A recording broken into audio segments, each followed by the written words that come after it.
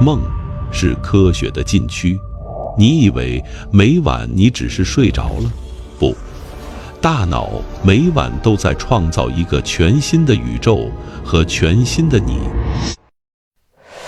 本视频时长50分钟，带你了解梦。每日助眠半小时，我是睡语深空。你可以点赞收藏，找个舒服的姿势睡觉了。此刻的你躺在床上，呼吸均匀，正准备睡觉。窗外的月光洒在枕头上，整个世界都安静了下来。你以为接下来这具身体已经进入停机状态，所有的活动都按下了暂停键。错，如果你能穿透头颅看看里面，你会发现你的大脑正在经历一场宇宙大爆炸级别的狂欢。在接下来的7-8个小时里，你的脑细胞会以一种你醒着时绝对无法想象的方式疯狂放电，某些区域的活跃程度甚至比你在白天写数学题或者写方案 PPT 的时候还要高出好几倍。你的视觉皮层在燃烧，你的情绪中枢在跳舞，你遗忘已久的童年记忆突然变得鲜活起来。你从未见过的人在你面前出现，你们说着你根本听不懂的话，做着违背物理定律的事情。你可能会说，这有什么了不起的？不就是做梦吗？谁不会做梦？但问题恰恰就在这里，梦可能是这个宇宙中最奇怪的现象之一。它几乎是我们每个人都经历过的事情，每个人都能绘声绘色地描述自己昨晚做了什么奇怪的梦。但当你仔细追问下去，你会发现一个令人抓狂的事实：关于梦，科学能告诉我们的东西少得可怜。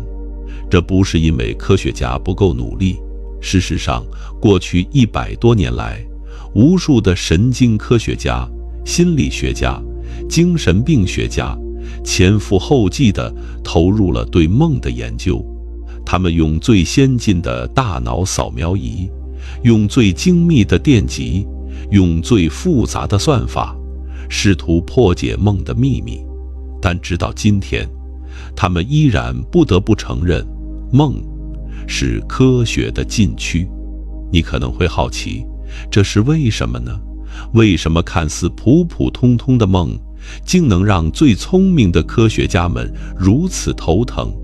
答案远比你想象的复杂，因为梦触及了科学研究最根本的几个困境：客观观察的困难，自我报告的不可靠，主观体验与神经活动之间那道看似无法跨越的鸿沟。而更有趣的是，当我们深入探索梦的机制时，我们会发现更多让人困惑的现象。在梦里，你的身份可以随意变换，你可以同时是导演和演员，你可以一会儿在家，一会儿在火星。梦里的1年可以等于现实的1秒。梦里被老虎追杀的恐惧可以比你醒着的时候强烈100倍。你可以在梦里解决白天解决不了的问题，也可能在梦里把简单的事情搞得一团糟。这一切到底是怎么发生的？梦究竟是什么？它为什么如此特殊？特殊到科学似乎拿它没办法。今天就让我们一起走进这座科学的禁地，去探索那些我们每晚都会经历却从未真正了解的神秘领域。我们会一起面对科学家们的困惑和挫折，也会一起发现梦境的奇妙与美丽。第1章，梦的科学困境。为什么科学家也抓狂？如果要评选科学界最难研究的现象，梦一定能排进前10名。这并不是说科学家们不够努力，事实上，自打弗洛伊德在19世纪末提出梦是潜意识欲望的表达开始，关于梦的研究就从来没有停止过。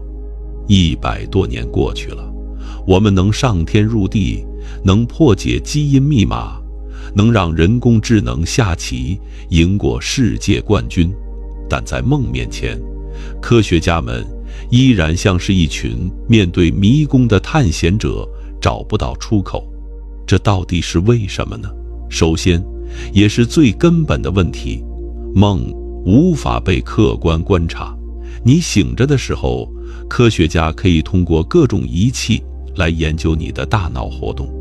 你看图片的时候，大脑的视觉皮层会亮起来；你说话的时候，语言中枢会活跃；你情绪激动的时候，杏仁核会疯狂放电。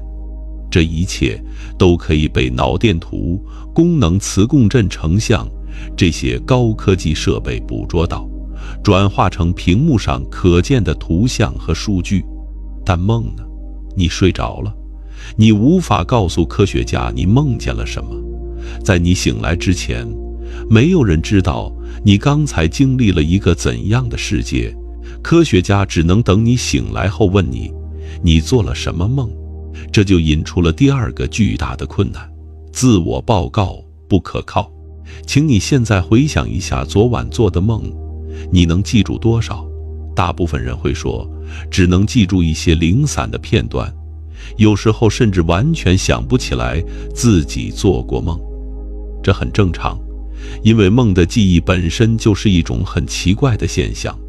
我们在梦里明明经历了那么多事情，那么强烈的情感，那么清晰的画面，但一觉醒来，大部分内容就像被橡皮擦抹掉一样，只留下一些模糊的影子。而且更糟糕的是，即使你记得一些梦的内容，这些记忆也是不可靠的。心理学研究表明，人类在回忆梦境的时候，会不自觉地对其进行修改和补充。你可能会把梦里原本模糊的场景脑补得更加完整，把原本无关的情节根据自己的期待重新排列，甚至把根本没做过的事情当作梦的一部分。这就好像你在看一场没有导演、没有剧本、没有任何记录的电影。电影放完了，你只能凭记忆复述内容，然后旁边还有个人告诉你，你的记忆会被自动篡改，你会把自己没看过的情节加进去，把看过的情节删掉一部分。你觉得在这种情况下，你能准确描述这部电影吗？梦就是这样一部电影，它在你的大脑里放映，却没有任何客观的记录设备。你唯一能依靠的就是自己那不可靠的记忆和同样不可靠的自我报告。但也许你会说，科学家不是有脑部扫描仪吗？他们不能直接观察大脑在睡眠中的活动吗？当然可以。事实上，科学家确实能够观察睡眠中的大脑。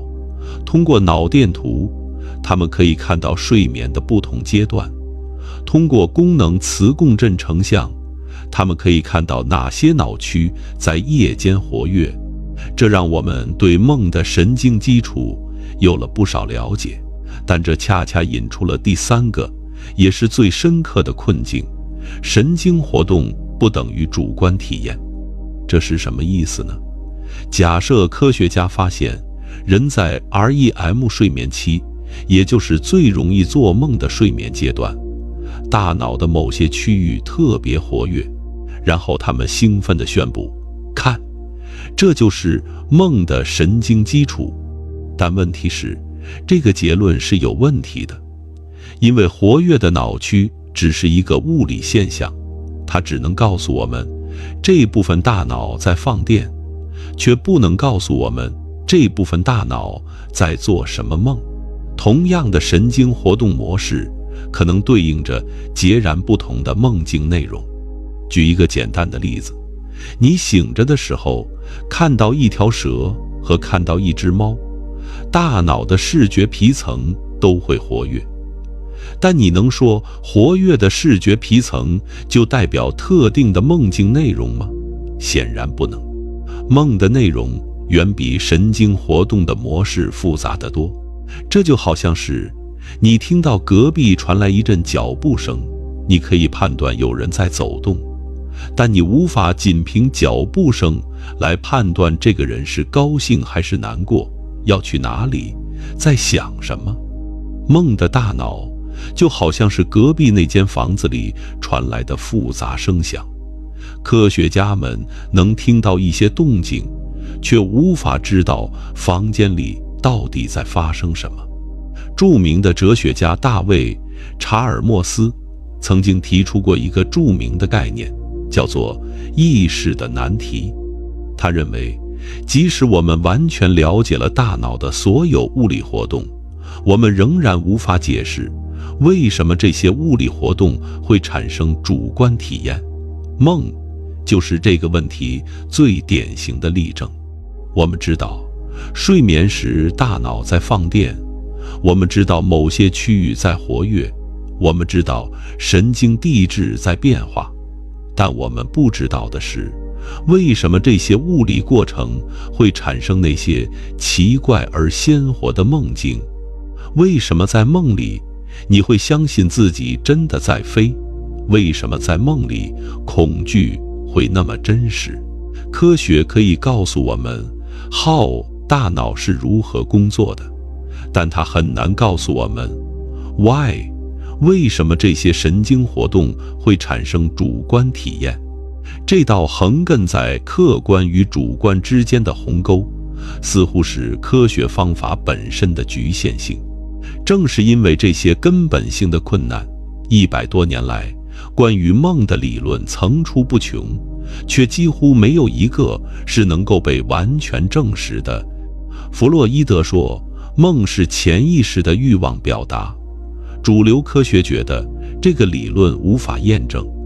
神经科学家说，梦是大脑的记忆整合过程，但具体机制仍然不清楚。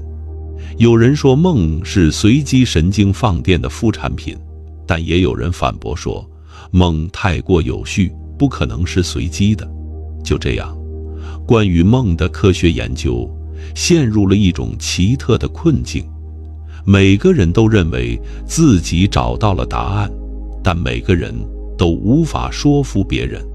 梦依然是科学的禁区，依然是那个我们每天都在经历，却从未真正理解的谜。但正是这个谜，让梦变得如此迷人，不是吗？接下来，让我们把视线从哲学的困惑转向具体的大脑机制，去看看当我们睡着以后，我们的大脑究竟在发生什么。第2章，大脑夜间模式。你醒着的时候，大脑可没这么疯狂。如果说清醒时的大脑是一家井然有序的工厂，那么睡眠中的大脑简直就是一场狂欢派对。当然，这个派对不是整夜都在进行，它有自己的节奏，有高潮也有低谷。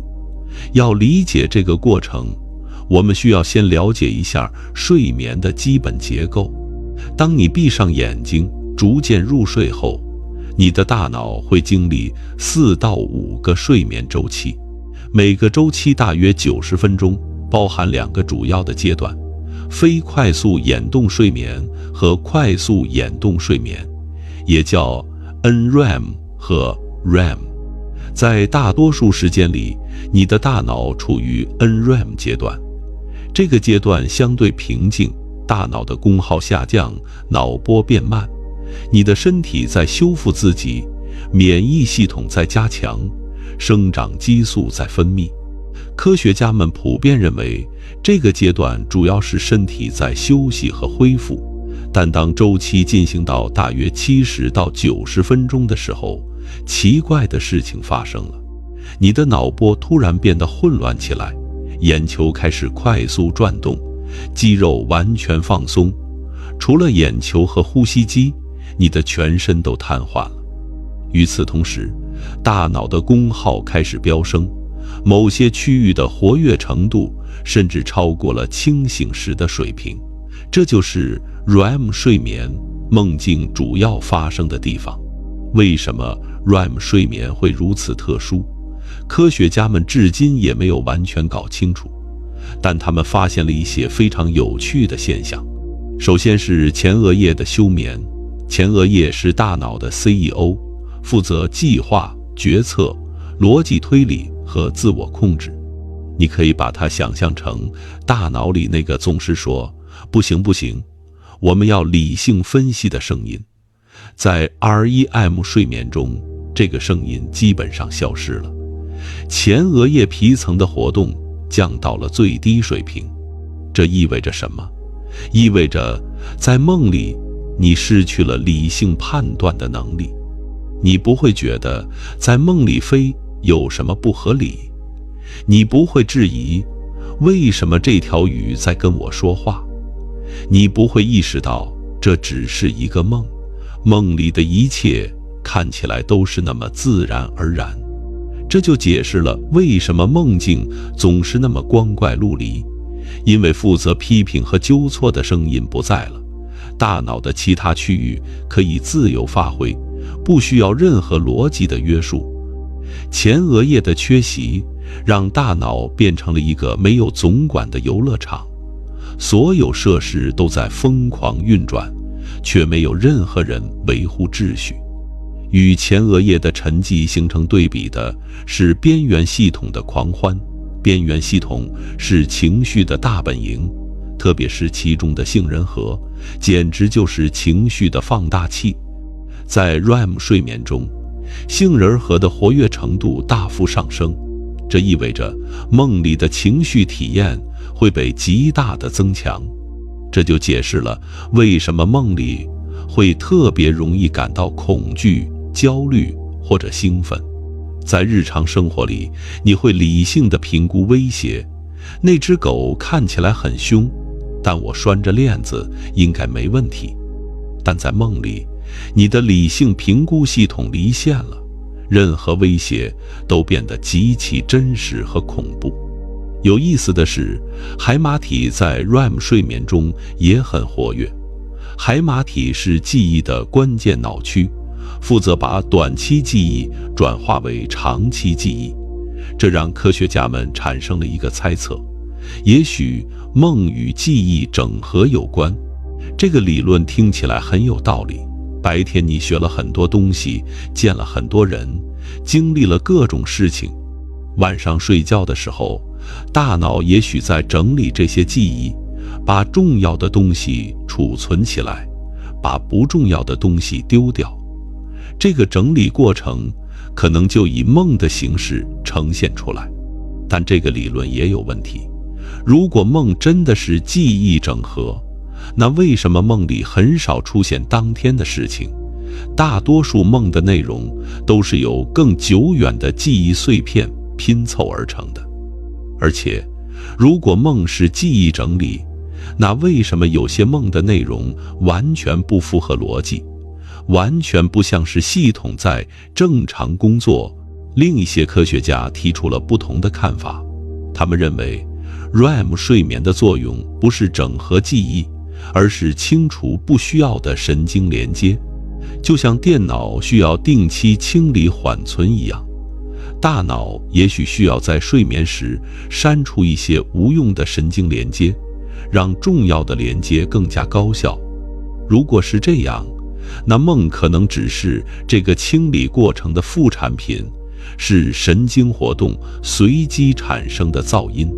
这个理论能解释为什么梦里会出现那些奇怪的杂乱的片段，但它无法解释为什么梦会有那么强烈的情感色彩，为什么梦里会有连续的叙事，为什么有些梦会让人久久不能忘怀。还有一种更有趣的假说认为，梦可能是一种离线模拟，也就是说，大脑在梦里模拟各种可能发生的场景，让我们能够在安全的环境下练习应对危险的情况。从进化的角度看，能够在梦里练习逃跑、战斗、社交的个体，可能更容易在真实世界中生存下来。这个理论可以解释为什么梦里经常出现被追赶、被攻击的场景。这些可能是原始人类面临的最大威胁。通过在梦里反复模拟这些场景，大脑可能在训练我们的应对能力。不管真正的机制是什么，有一点是确定的：睡眠中的大脑，尤其是 REM 睡眠期间的大脑，与清醒时截然不同。这里没有理性判断，没有时间概念，没有物理法则的约束，有的只是神经活动的自由驰骋和随之而来的那些光怪陆离的梦境。现在让我们继续深入去探索一个更加奇怪的问题：在梦里，那个你究竟是谁？第3章，梦中自我，那个你是谁？你有没有注意过一个奇怪的现象？在梦里，你很少会意识到自己在做梦，但你有可能会意识到，那个正在经历一切的你和醒着的你好像不太一样。有时候你在梦里是一个完全不同的人，你可能是那个拯救世界的英雄，也可能是那个被追杀的受害者，你可能是孩子，也可能是老人，你可能是异性，甚至可能是一个动物。这种身份的转换是如此自然，以至于你在梦里根本不会觉得有什么不对。只有当你醒来后，才会惊讶地发现，咦，梦里那个我不是我自己吗？这就引出了一个有趣的问题：梦里那个你究竟是谁？要回答这个问题，我们先需要了解一下大脑是如何构建自我的。在清醒的时候，你有一个相对稳定的自我认同，你知道自己叫什么名字，从事什么工作，有什么爱好，性格怎么样。这个自我感是由大脑的多个区域共同构建的，其中最重要的是前额叶皮层。前额叶让你能够把自己当作一个客体来审视，让你能够回忆过去，规划未来，让你能够意识到这就是我。但在 REM 睡眠中，前额叶大部分时间是离线，这就意味着大脑构建自我的那一部分基础设施实际上是关闭的。那梦里那个你是怎么出现的？神经科学研究发现，梦里自我的构建主要依赖于一个叫做默认模式网络的脑区网络。这个网络在你什么都不做，处于走神状态的时候特别活跃。有趣的是，它在 REM 睡眠中也非常活跃。默认模式网络被认为与自我参照加工有关，也就是说与思考自己有关，但梦里它的工作方式似乎不同。在梦里，它不再受前额叶的约束，可以自由地创造出一个自我来。但这个自我是流动的、多变的，它可以随时改变身份、年龄、性别、外貌，它可以是任何人，可以做任何事。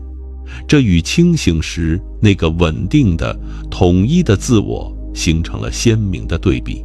这就解释了为什么梦里你会那么自然地接受各种荒诞的情节，因为梦里根本没有一个固定的自我在质疑这一切。那个正在经历一切的你，是即兴创造的，是情境需要的，是完全流动的。但梦里也并非完全没有自我的痕迹。有研究表明，梦里人的情绪反应模式与其清醒时的性格特质有关。易焦虑的人在梦里也更容易遇到危险的情境。性格内向的人，在梦里可能更倾向于独自一人，这说明，尽管表面的身份可以千变万化，但更深层的心理特征，可能还是会延续到梦中。更有趣的现象是清醒梦。你有没有过这样的经历？在梦里，你突然意识到自己在做梦，这种体验非常神奇。突然之间，你获得了一种前所未有的觉察，你知道这一切都不是真的，你知道你可以控制梦境的发展，但与此同时，梦还在继续，你的身体还在沉睡。清醒梦是一种极其罕见的体验，大概只有不到一半的人曾经经历过，但那些经历过的人，往往会对它印象深刻。有人说，在清醒梦里，你可以飞翔，可以穿越墙壁，可以做任何你想做的事情。梦境变成了一个完全由你掌控的游乐场。科学家是如何研究清醒梦的呢？有趣的是，他们发现了一个非常聪明的办法。当人在清醒梦中意识到自己在做梦时，眼球可以控制性的移动。因为梦里虽然身体瘫痪了，但眼球肌肉是自由的。于是，科学家让受试者在清醒梦中左右移动眼球作为信号，奇迹发生了。他们真的在脑电图中识别出了这个信号，这意味着清醒梦是真实存在的，而且可以被客观地检测到。这让科学家能够第一次在实验室里研究梦里醒来的感觉。那么，清醒梦的神经机制是什么呢？研究发现，当人进入清醒梦时，大脑的前额叶皮层会部分恢复活动。前额叶是理性思考和自我意识的中枢，它的一小部分在梦里醒来了，但身体还在沉睡。这就创造了那种奇特的叠加状态，你既在梦里，又知道自己在梦里。这给了一个重要的启示：前额叶在构建自我意识中扮演核心角色。当它离线时，自我变得流动和多变；当它部分恢复时，我们可以同时体验梦境和自我。这个发现也让科学家们开始重新思考自我的本质。也许我们平时那个稳定的自我也并不是那么坚固的，它可能只是一种习惯性的神经活动模式，是大脑在特定条件下的一种默认设置。梦揭示了自我的另一种可能形态，一个更加流动、更加多变、更加自由的存在。这让我想起了一个哲学性的思考：在梦里，我们可以是任何人。这是否意味着我这个概念本身就是一种幻象？醒着的我们也许只是在某一个特定时间段里相对稳定的梦。这个问题没有标准答案，但有一点是确定的：梦里的那个你拓展了我们对自我的理解。它让我们看到，自我不是固定的，而是一个动态的过程。它让我们知道，在某些条件下，我们可以成为完全不同的人。第4章，时间扭曲，梦里1年，醒来1秒。你有没有注意过，梦里对时间的感知是一件非常奇怪的事情？有时候你觉得自己在梦里过了好几个小时，经历了很长的一段故事，但醒来后发现只过了10几分钟。有时候你在梦里只是经历了短短的一瞬间，却被一种已经过了很久的感觉所包围。时间在梦里好像被拉伸了，或者被压缩了，完全不像现实世界那样均匀流逝。这到底是怎么回事？首先，我们需要区分2种时间，客观时间和主观时间。客观时间是可以用钟表衡量的时间，1分就是1分，1秒就是1秒。主观时间是你内在感知的时间，它可能比客观时间快，也可能比客观时间慢。在清醒状态下，我们对时间的感知通常与客观时间大致相符。虽然在专注做某件事情的时候，我们会觉得时间过得很快，一不小心就深夜了，但总体上不会有太离谱的偏差。但在梦里，一切都乱套了。有一项研究让受试者在 REM 睡眠中被叫醒，让他们估计自己做了多久的梦。结果发现，受试者对梦时长的估计差异巨大。有的人觉得只过了几分钟，实际上已经过了20-30分钟；有的人觉得过了很长时间，实际上只过了10几分钟。这种偏差可以达到10倍甚至更多。这说明梦中的时间感知是极其不可靠的。那么为什么会这样呢？一个可能的解释是记忆压缩，梦里没有连续的叙事逻辑，场景可以随意跳转，1秒钟内可以发生几十件事情。你的大脑可能在短时间内处理了大量的信息片段，而由于这些片段都被记住了，你会觉得时间过了很久。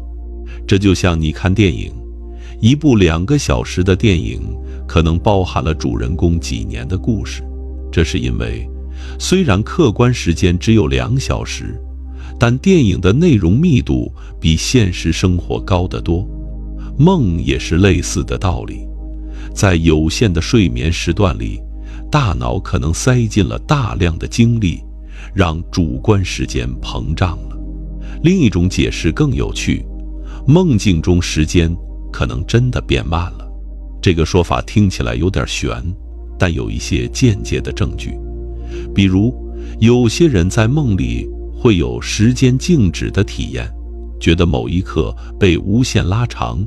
还有些人报告说，在梦里经历的事情比清醒时更加细腻，每一个细节都异常清晰，就像慢动作一样。如果这是真的，那原因可能在于梦境的神经活动模式与清醒时不同。在清醒状态下，大脑需要实时处理外部世界的信息，输入是连续的、稳定的。但在梦里，所有的信息都是大脑自己生成的，没有外部输入的约束。在这种情况下，大脑可能以不同的时钟速度运行，导致主观时间的流逝发生变化。当然，这些都还只是假说。梦的时间扭曲可能是多种因素共同作用的结果。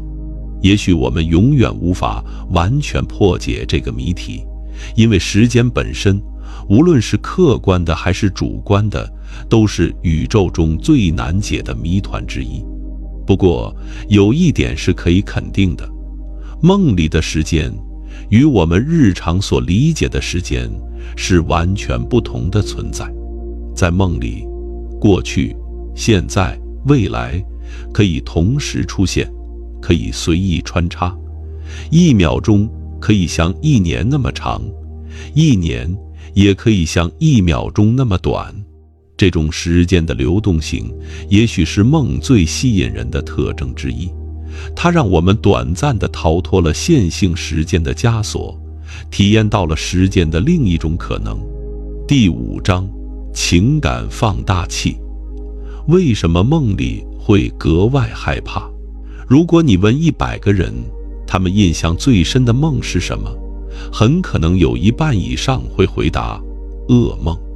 被老虎追，从高楼坠落，在海里溺水，考试答不出题，老师突然要检查作业。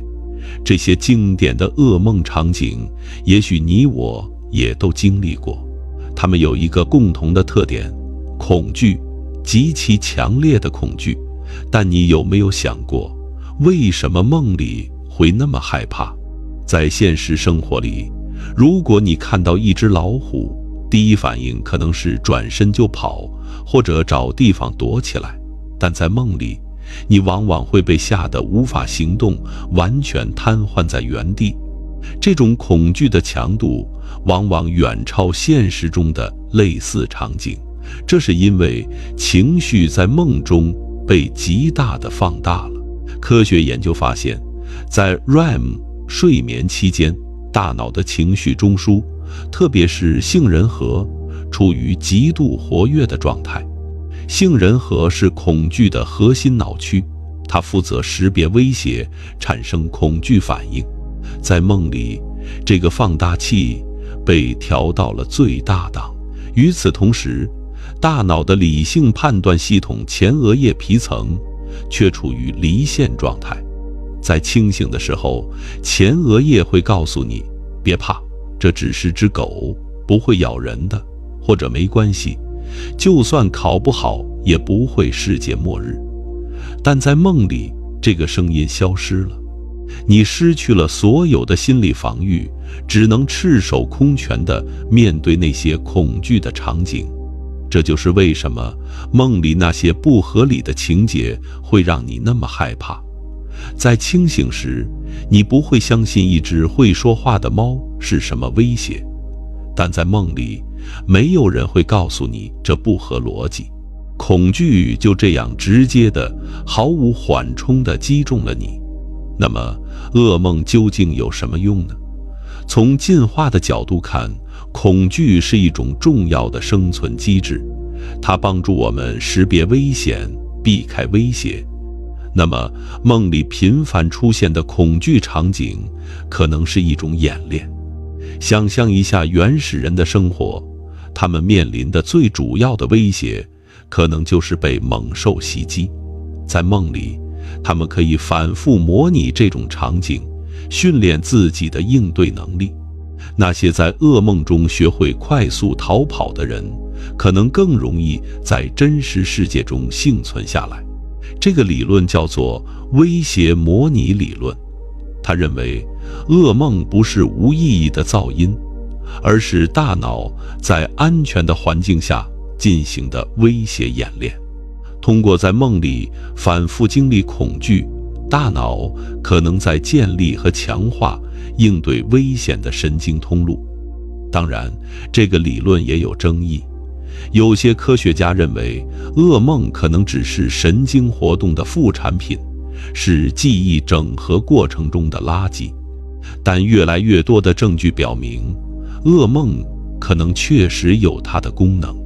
有趣的是，噩梦的内容往往与个人的生活经历和心理状态有关。焦虑水平高的人更容易做焦虑的梦。经历过创伤的人可能会反复做与创伤相关的噩梦，这说明噩梦可能是大脑处理情绪压力的一种方式。从这个角度看，噩梦并不是我们的敌人，它可能代表着大脑正在努力处理那些我们白天没有足够时间或精力去处理的情绪和记忆。那些在噩梦里出现的恐惧，也许正是大脑试图解决的问题。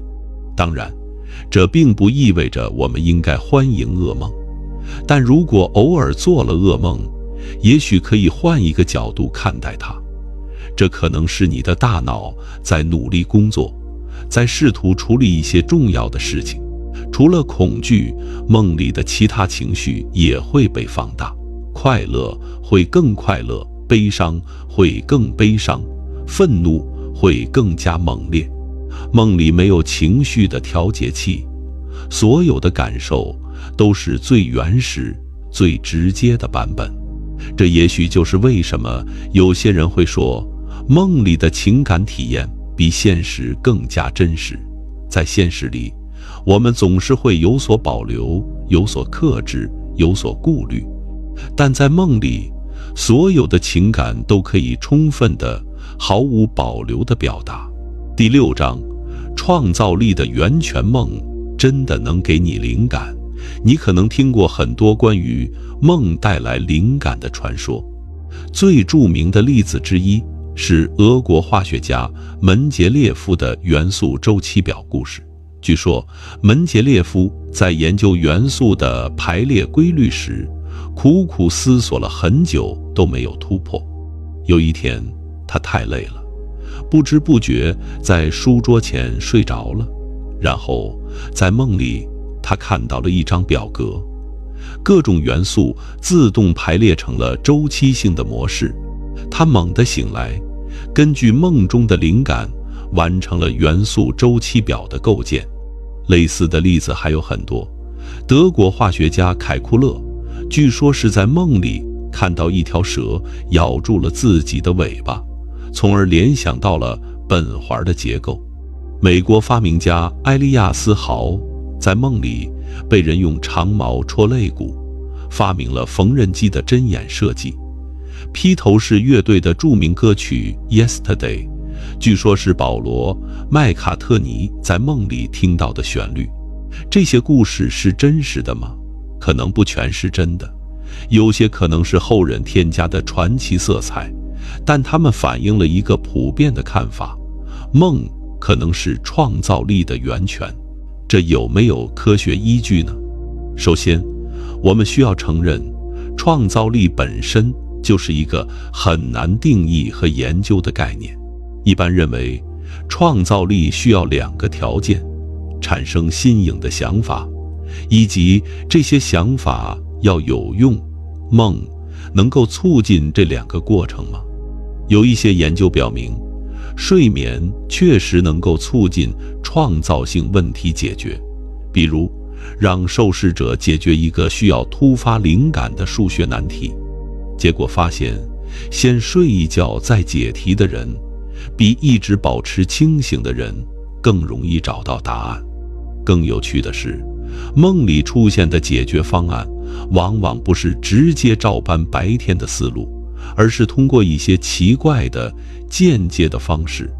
凯库勒梦到的蛇不是化学分子式，而是一个具体的画面。这可能正是梦的力量所在，它能够打破常规的思维模式，产生意想不到的联想。为什么会这样呢？这可能与梦的神经机制有关。我们之前提到过 REM 睡眠中前额叶皮层活动降低，这意味着理性分析和逻辑判断被关闭了。与此同时，其他脑区的活动却非常活跃，特别是那些与情感、记忆、视觉想象有关的区域。在这种情况下，大脑可以自由地建立各种奇怪的连接，不受逻辑的约束。也许这就是创意的来源。白天我们总是被应该怎么做所约束，但在梦里没有什么是应该的，一切皆有可能。当然，这并不意味着梦里的每一个想法都是有价值的。梦也会产生大量的垃圾信息，那些奇怪的联想大多是无用的，只有极少数的灵光一现才能成为真正的创意。但也许恰恰是这种高容量的随机生成，让梦成为了一个高效的创意工坊。几百个荒诞的想法里，可能藏着一个真正的宝藏。这就好像你让1000个人同时想解决方案，大部分人的想法都是不靠谱的，但只要有几个有价值的，你的目的就达到了。梦可能就是大脑在夜间进行的这样一场大规模创意生产。从另一个角度看，梦还可能是洞察力和直觉的来源。有时候我们在白天百思不得其解的问题，在梦里或醒来后突然有了答案。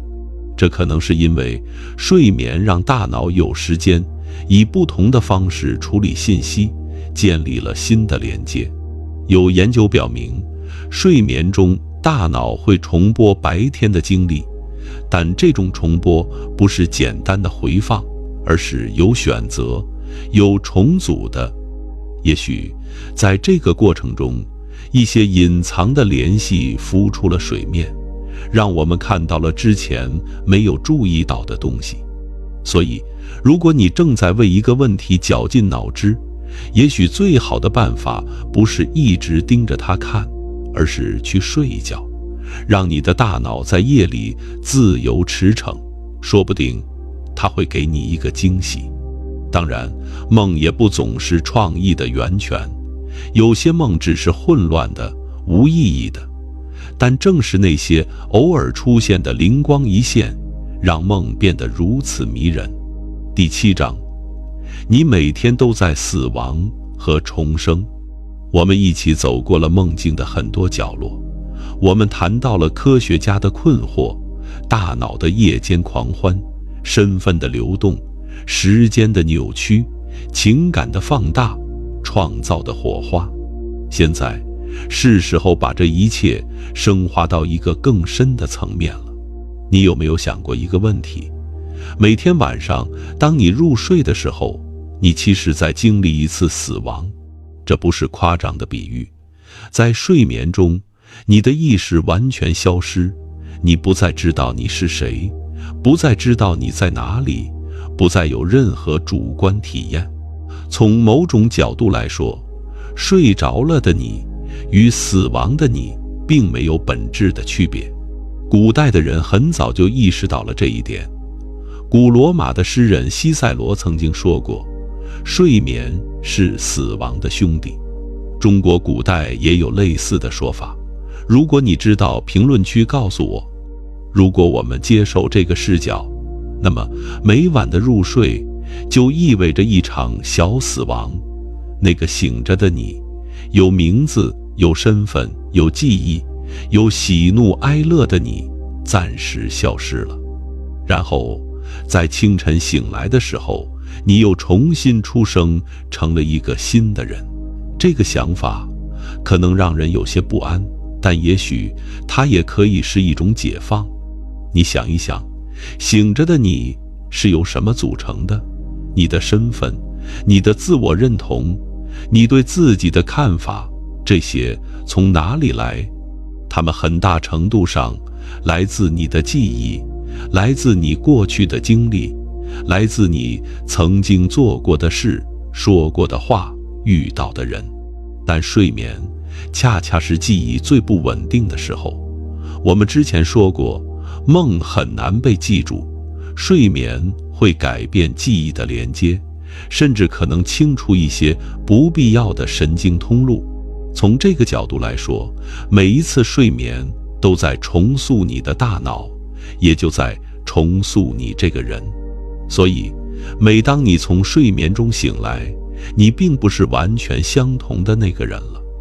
你的大脑经历了一夜的重新布线，你的记忆可能被重新整理，你的情绪可能被重新调节。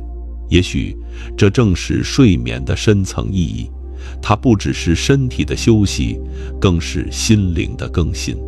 从这个角度看，睡眠不是逃避，而是一种重生。每天晚上，你放下所有的负担，所有的焦虑，所有的问题，进入那个没有边界的梦境世界。在那里，你不再是那个社会角色，不再是那个需要承担责任的人，你只是纯粹的意识，在黑暗中自由漂浮。然后，当你醒来，你带着新的神经连接，新的记忆碎片，新的情绪状态，重新面对这个世界。你是一个新人，一个比昨晚更加整合、更加优化的版本。这让我想到了佛教中的一个概念：无明与觉醒。在佛教里，普通人生活在无明之中，被幻觉和执着所束缚，而修行的目标是觉醒，是看清现实的真相。梦也许就是这场修行的预演。在梦里，你暂时脱离了日常的执着，体验到了意识的不同形态，那种身份的流动，时间的扭曲，精神的放大。情感的放大，也许都在提醒你，你以为坚不可摧的自我，其实只是一个暂时的构造。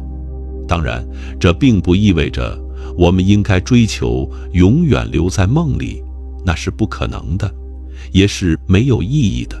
但也许我们可以从梦里学到一些东西，接受变化，接受不确定性，接受那个多面的自己。梦里有英雄，也有懦夫，有好人，也有恶人。你可以在梦里成为任何人，做任何事。这也许在暗示你不需要把自己局限在某一个固定的身份里。你可以是柔软的，也可以是坚强的；你可以是理性的，也可以是感性的。所有这些面向都是你。最后，让我们回到最初的问题：为什么梦是科学的禁区？也许答案不在于科学不够发达，而在于梦本身就是科学方法难以触及的领域。科学擅长研究可观测、可重复、可测量的现象，但梦的核心主观体验恰恰是科学最薄弱的地方。但这并不重要，重要的是，听到这里的时候，你已经睡着了，此刻你正在做梦。我们不需要等到科学完全理解它才能享受它。你是你自己的造物主，你是你自己的主角。希望你有个好梦，晚安，晚安，祝你今晚有个好梦。